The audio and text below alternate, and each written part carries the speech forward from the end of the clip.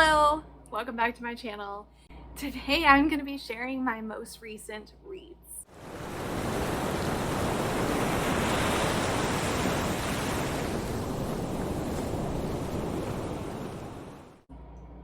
Okay, so I really don't know what happened in July. I did not read a whole lot.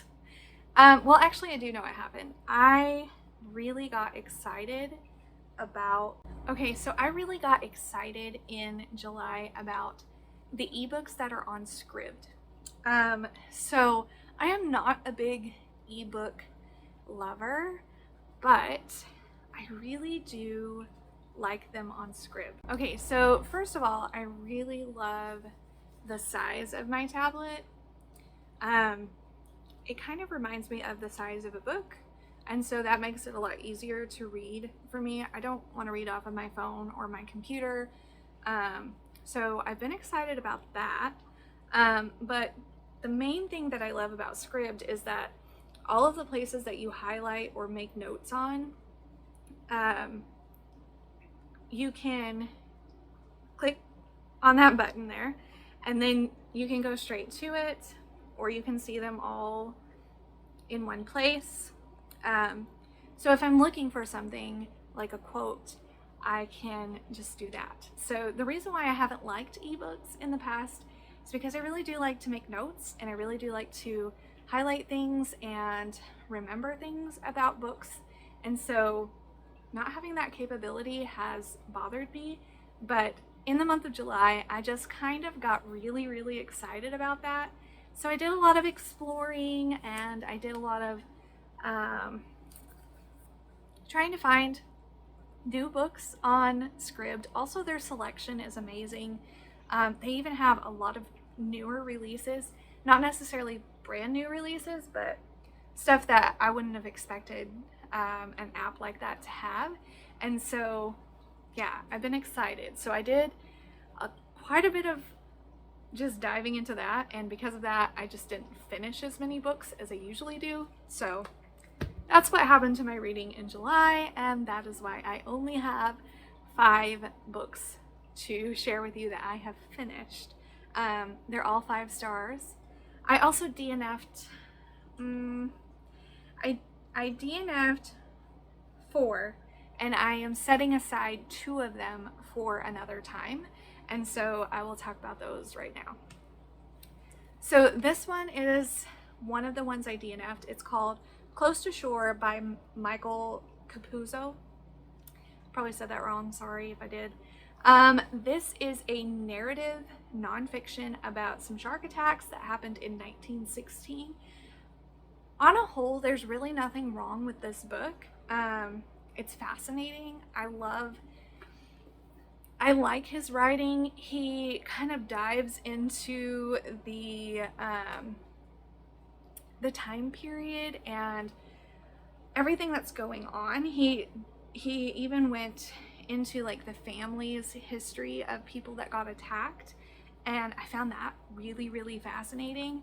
The problem I have with it is I just don't really enjoy the narrative nonfiction.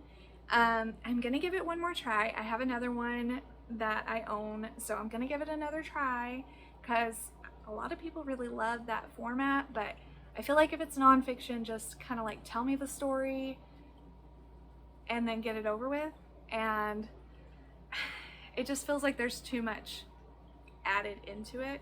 I did really though love this little poem that was written in 1906, and it's titled In 1999. So I'll read it to you because I'm probably not going to talk about this book again, but I really did love this poem. It says, Father goes to the office in his new aeroplane and talks by wireless telephone to Uncle John in Spain. Mother goes shopping. She buys things more or less and has them sent home COD via Monorail Express. Sister goes a-calling. She stays here and there a while and discusses with her many friends the latest Martian style. And when When her calling list is through, she finds a library nook, and there with great enjoyment hears a new self-reading book. I thought that was so cool because it's a picture into where we're living, actually past where we're living, and yeah, it was so cool. So that's part of what kept me going in this book for a while, but I just couldn't finish it. Okay. Let's talk about Jane Austen July. I had all kinds of plans. I wanted to do all the things. And when we got right down to it, I started Persuasion and Pride and Prejudice, and I just couldn't get into them. I don't know if it had to do with maybe the season in life I'm in or what. I just wasn't enjoying them, and so I didn't finish reading them. Will I read from Jane Austen in the future? Maybe. But I just don't know if she's the author for me. I don't know. I'll have to try again in a different season of life, but this just wasn't the time for me to read it. The other one that I DNF'd is called the Jane Austen Project. It was one of the prompts for Jane Austen July to read a kind of like a retelling or something set in the time frame of Jane Austen. This one is actually a sci-fi time travel book, and two people are sent back in time to basically to put themselves in the life of Jane Austen so that they can hopefully acquire a manuscript of hers that was never published. I don't know, I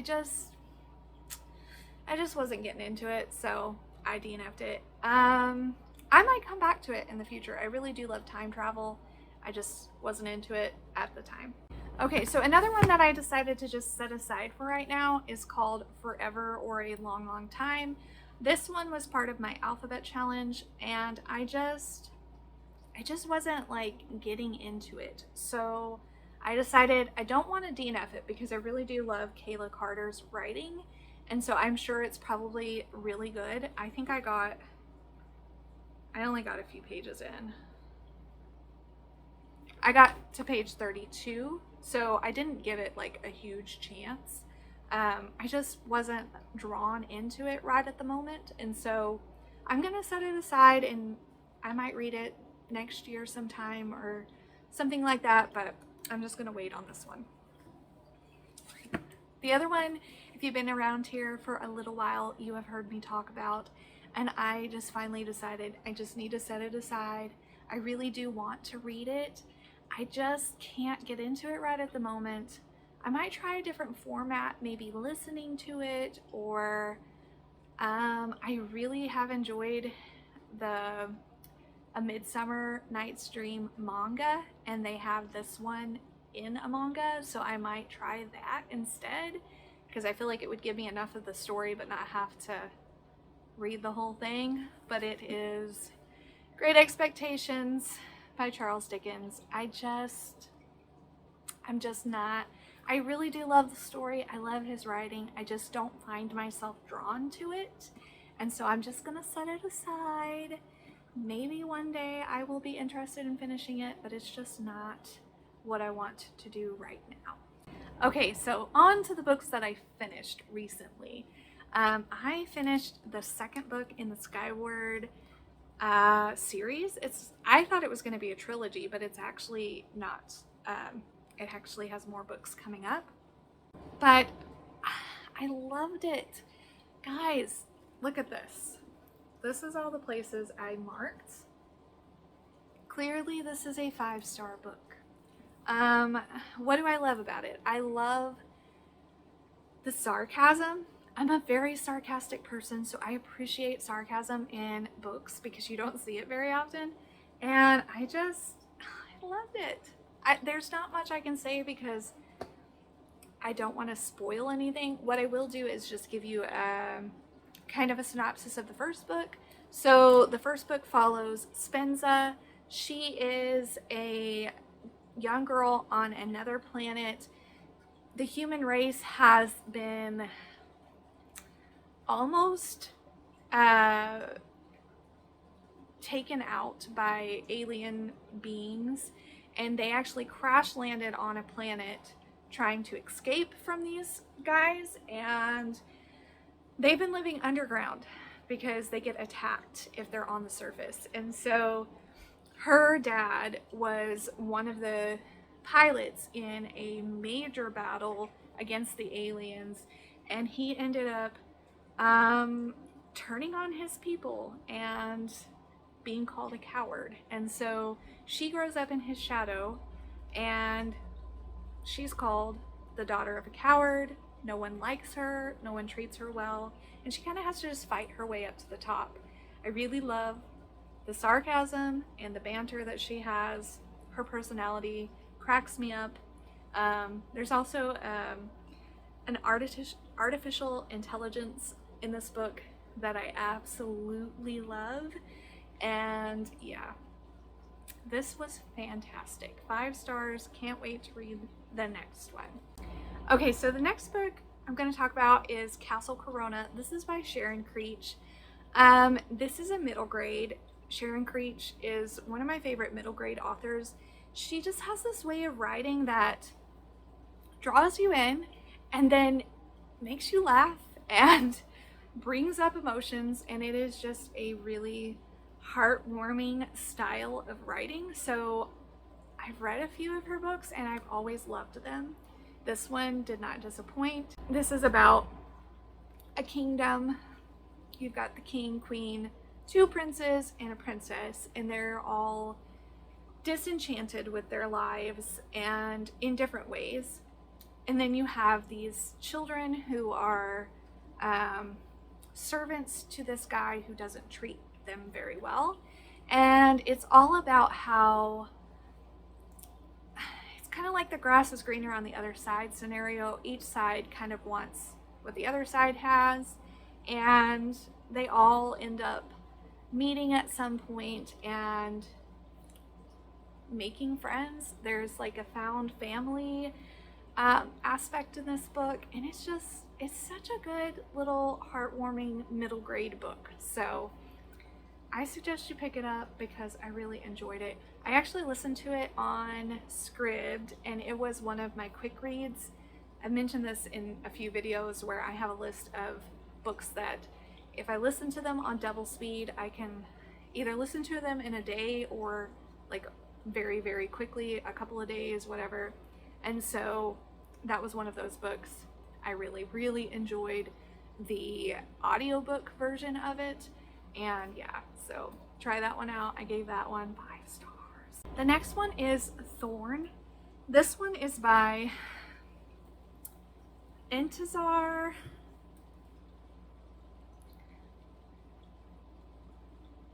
Kanani. I hope I say that right. I know every time I say it, I feel like I butcher it. But I absolutely loved this. This is a fantasy. I'm going to say it's YA.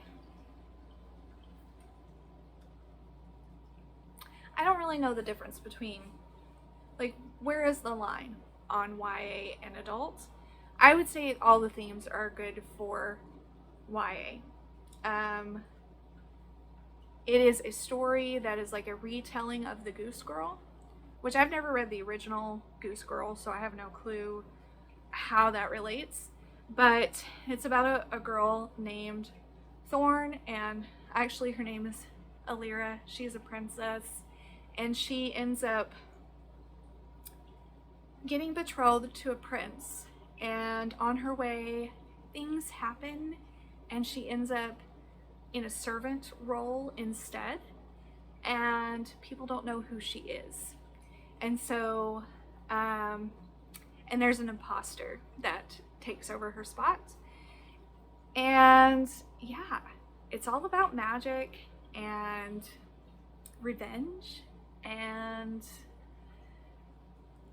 I just loved it. It even made me cry and I just don't cry very often in books. And so I would say it's one of my favorites of all time. I don't want to say a lot. I don't want to give spoilers. The one thing I will say is that there is an instance of rape and murder, but they do not talk about the rape. So books that describe a rape I really don't like. So it doesn't do that. You know that the person got raped, the girl got raped, and they describe her injuries after the fact and the grief of the people around her. And so I will give that warning. But yeah, it is a fantastic book. You need to read it.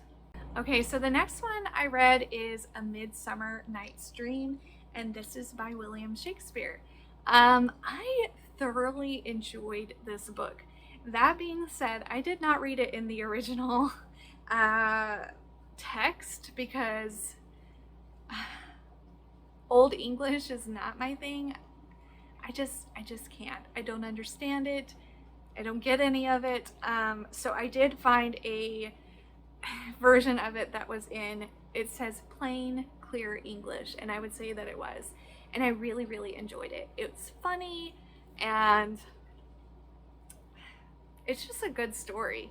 And it totally makes sense why it's so popular. But I loved the manga, and so what I did is, this is the original text. So what I did is I just read that other text, and then I followed along in here so that I could see the pictures and everything. And I just really did enjoy this. 5 stars. Okay, so the last one I listened to was also a quick read, and it is The Magician's Elephant by Kate DiCamillo. I loved this. It was such a sweet little story about a boy who, he's been raised by this man who is a soldier, and he's kind of clueless as to how to raise a child. He's not abusive on purpose, but he kind of ends up being that way because this little boy, his name is Peter, and he's malnourished and all of those things. But he has always been told that his mom died in childbirth and that the baby died along with her. But he just doesn't think so.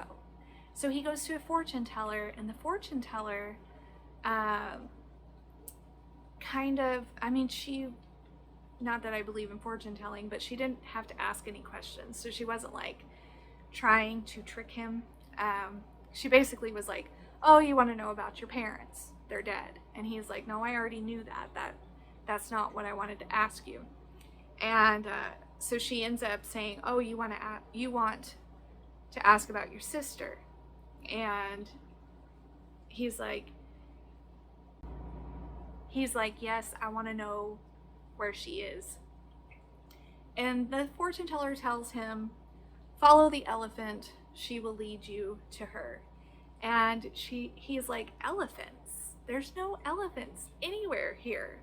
And so he basically thinks that she is lying to him. And that night, a magician conjures up an elephant that ends up flying through the opera house roof and crippling a woman. That's all in the first chapter. And it is such a heartwarming story with friendship and found family and adoption, and it's just worth the read. So I gave that one 5 stars as well.